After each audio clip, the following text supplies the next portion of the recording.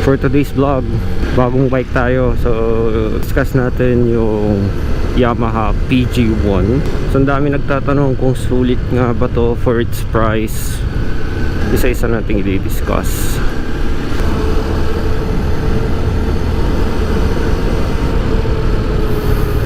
Sulit nga ba tong Yamaha PG1? To be honest with you guys, hindi ko sure kung sulit. Kasi binili ko to, ang pinakahabol ko lang dito is yung tsura niya eh. Bukod doon, wala na akong pakialam sa specs. Kung may ABS nga ba siya, liquid cooled ba, or kung ilang cc ba tong bike. So sa ngayon, lahat ng mga nabanggit ko is wala siya eh. So itong PG1, air-cooled siya, 115cc lang. So relatively mabagal siya na type ng bike. Naitakbo ko na siya ng 145 kilometers. So up until now, nasa break-in period pa rin siya, or at least 500 kilometers bago mo masabi kung kumusta siya. Hindi ko pa siya masyadong ginagamit ng yun talagang full throttle eh. Although pagdating sa city ride guys, sobrang enough na nung power na kaya niyang ibigay. Dahil malapit lang naman yung distance ng mga pinupuntahan ko. So for the purpose na gagamitin ko, I think this bike is going to be enough for me.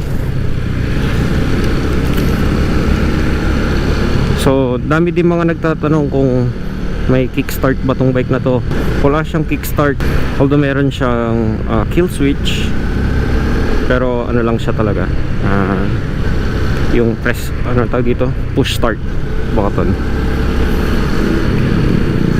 Nakuha ko to sa Yamaha Rev Zone dito sa Dagupan.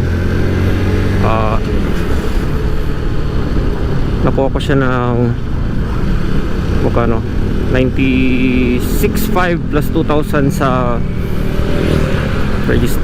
LTO registration. Kaya lang ko muna umubos ng konti.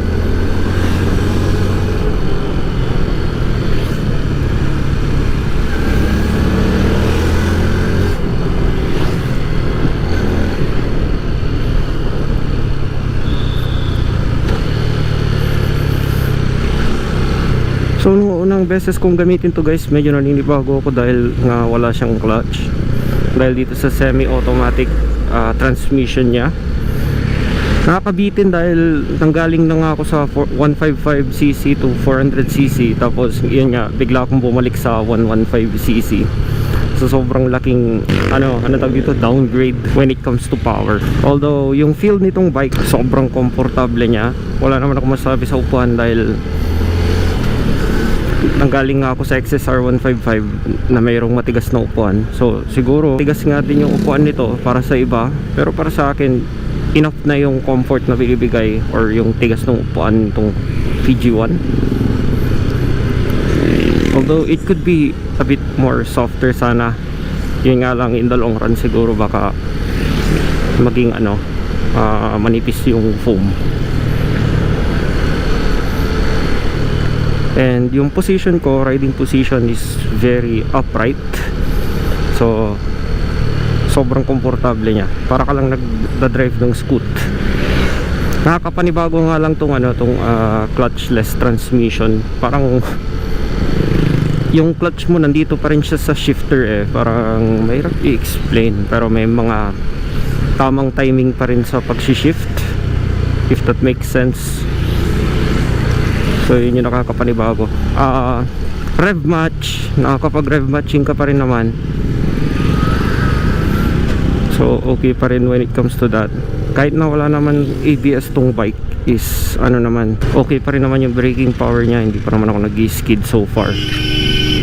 When it comes to reliability, yun nga, tinitest pa lang natin kung kumusta. Hindi ko pa siya nalo-long ride dahil nga wala pa tayong papel. Sabi nila yung papers nito is gonna come out in a few months. So magantay tayo nyan. For now, ang pwede ko lang talagang gawin is either night ride or yung mga ganito, short errand rides lang muna.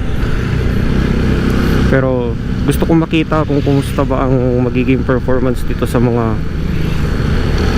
elevated areas like Maliko, ganun. Isa din yun sa mga gusto kong mapuntahan ngayon.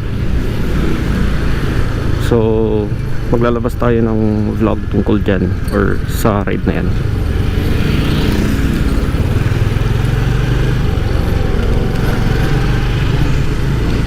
So para sa price point na 97.5, marami na kayong pwede makuhang bike na may mas better na specs, better power.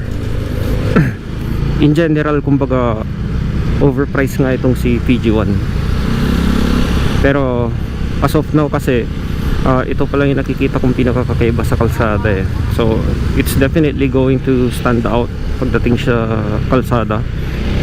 And dito nga sa Dagupan currently medyo malubak or magulo ang kalsada dahil nga sa mga major na roadwork na nangyayari. So sobrang easy niya lang i-handle ng mga yun ngayon dahil nga dito sa shock niya na mataas and malambot yung play eh. So gas consumption, ginasan ko to 1 week ago ng 200. So yung 200 niya parang full tank na guys. And ngayon may git na kalahati niya na. Ang natakbo ko pa lang nung time na yun nasa 20 kilometers eh. So ito nasa 148 kilometers na, may kalahati or below kalahati pa rin yung bar niya. So definitely sobrang tipid niya sa gas. Kahit anong klaseng riding style ang gawin mo, matipid siya dahil nga ang liit ng engine, tas 4 speed lang yung transmission niya.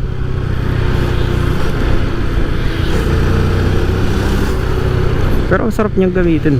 So super fun siyang gamitin sa kalsada. Ayan. So sa rev matching no problem. Wala nga lang siyang clutch, kaya yun medyo nakakapanibago dito sa bike na to.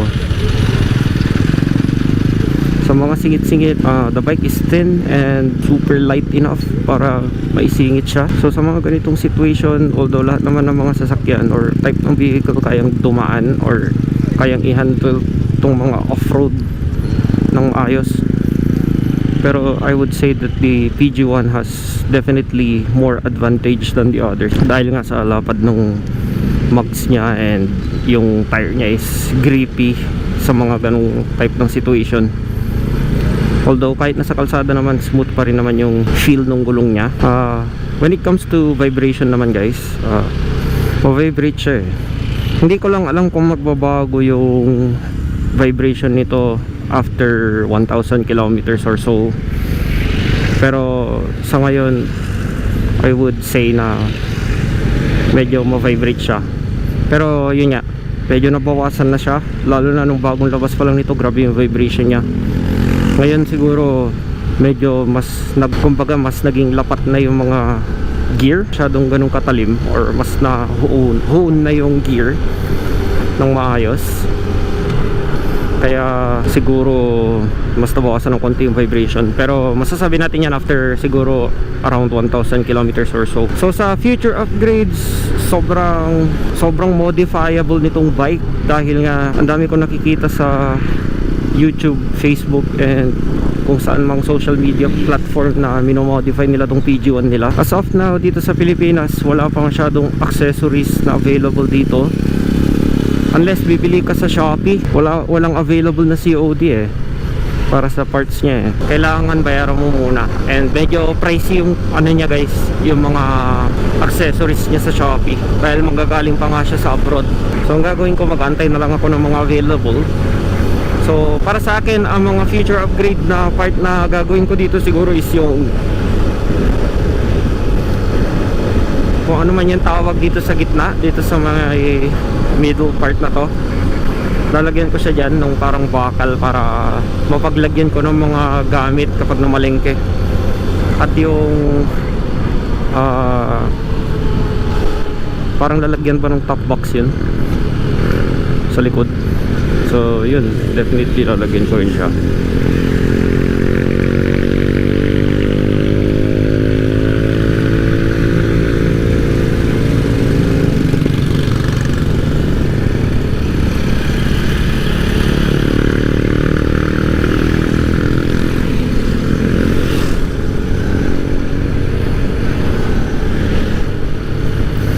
Sa hatak guys, malakas yung hatak niya for its size or for its engine size.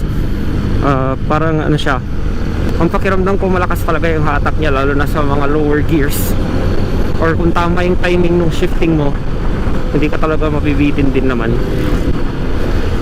Pero sa top speed, hindi ako sure kasi hindi ko pa nga ito na top speed dahil ayaw kong laspag tong bike, or kumbaga ayaw ko siyang magkaroon ng bad break-in kung totoo man yung mga ganun. Pero ako, gusto ko na lang na safe kaysa sa maging premature yung wearing ng engine ng bike natin.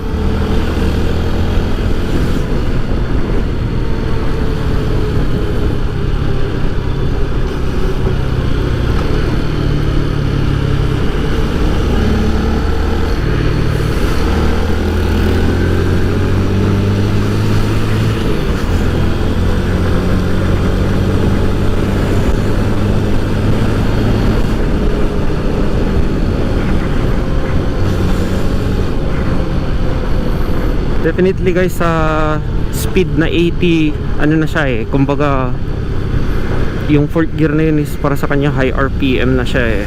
So ang tingin ko siguro ang nasa top speed nito mataas na yung 100 or 105. Depende pa siguro yun sa situation kung mahangin o hindi. I would be safe siguro kung sabihin kong ang top speed nito nasa 95 lang, ganun or less. So this bike is definitely on the slower side. Para siya sa mga chill guys lang talaga. Syempre nasa ano tayo, brand na Yamaha. So yung reliability nito for sure nandyan na eh. Alam naman ng lahat ng Yamaha is isa sa mga pinaka reliable na bike. And sa mga parts siguro nito, hindi naman siguro magiging ganun kahirap hanapin, lalo na sa future or in the upcoming months.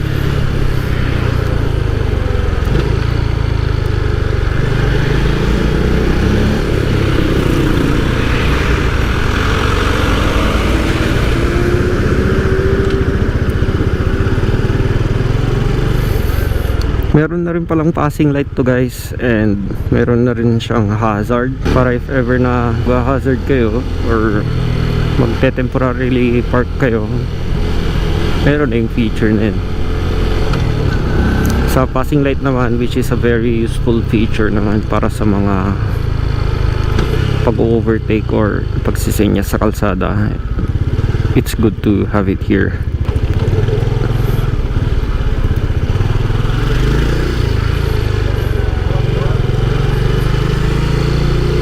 Para sa akin, definitely sulit si PG1.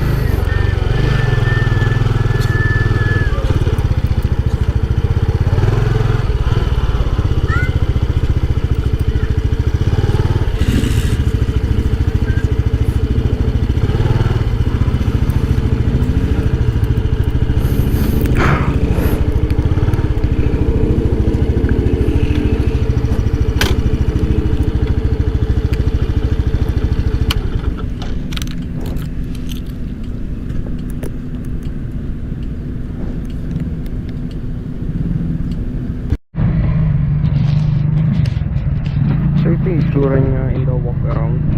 So ganyan.